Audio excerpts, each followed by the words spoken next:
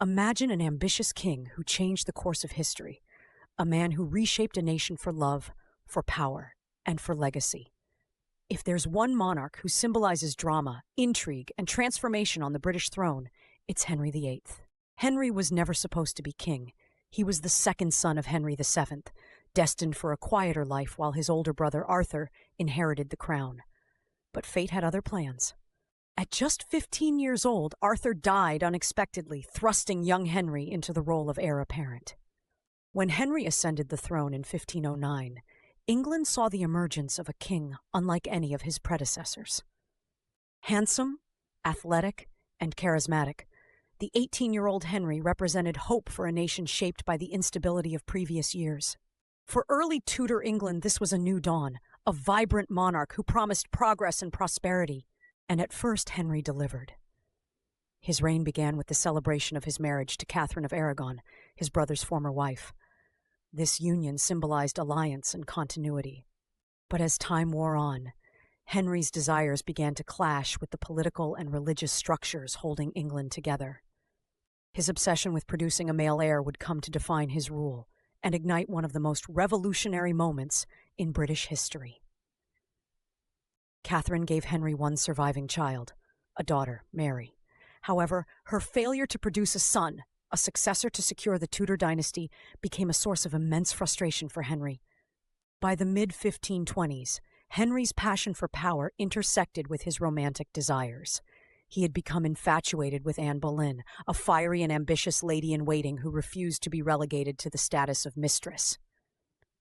Anne demanded the ultimate prize, a crown, and Henry was willing to give it to her. But there was a problem: divorce. Catholic doctrine strictly forbade it, and the Pope wasn't about to approve Henry's request to annul his marriage to Catherine just so he could marry Anne. What followed was a political and religious earthquake. Henry defied the authority of the Catholic Church, initiating the English Reformation. He declared himself supreme head of the Church of England, severing England's ties with Rome and establishing a new Protestant power. This wasn't just a bold move. It was a declaration of independence, reshaping England's spiritual and political identity forever. Anne Boleyn did indeed become Henry's wife, and their union produced another daughter, Elizabeth. Still, no son, and Henry's frustrations grew. His turbulent marriages became the defining drama of his reign. In total, Henry married 6 times, with each wife playing a unique and pivotal role in his life and legacy. Catherine Howard would face a tragic end for alleged infidelity. Anne of Cleves was cast aside for failing to meet Henry's standards of beauty. Jane Seymour bore him a son, but died shortly after childbirth. Henry's obsessive pursuit of a male heir wasn't just personal, it was political, rooted in the fear of instability and rebellion. England had known turmoil after dynasties shattered without a clear line of succession. Henry fixated on ensuring his legacy would transcend his own lifetime, though this obsession often led to chaos for those around him. Beyond his personal life, Henry was a formidable leader. Known for his wars against France and Scotland, he poured vast sums into England's military, fortifications, and navy. He invested heavily in building ships, laying the foundation for England's naval dominance in later centuries. Yet his extravagant spending placed enormous strain on England's treasury, and his foreign campaigns often yielded mixed results. Toward the end of his reign, Henry VIII was no longer the dashing young king who had inspired hope. Years of excess had taken their toll. Overweight and suffering from leg ulcers, he ruled with increasing paranoia and cruelty. His reign saw political instability as factions in court fought viciously for power. Executions, including those of 2 of his own wives, became common as Henry sought to eliminate threats to his authority. But his greatest legacy arguably lies in his children.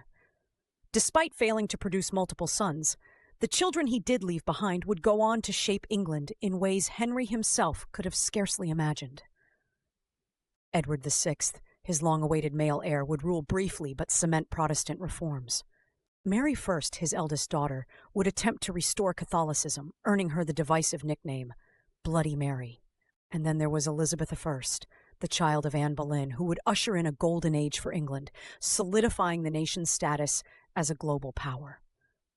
Henry VIII reigned for 38 years, leaving behind a complex and polarizing legacy. His ambition redefined the British throne. His decisions laid the groundwork for religious and political shifts that would ripple across centuries. Through his triumphs and failures, Henry remains a symbol of human extremes: love and cruelty, brilliance and recklessness, legacy and devastation. Perhaps Henry VIII teaches us that history isn't made by the simple and straightforward. It's forged by the bold, the ambitious, and the endlessly complicated. And in the story of Henry and the British throne, we see the fingerprints of a man who demanded to shape his world, no matter the cost.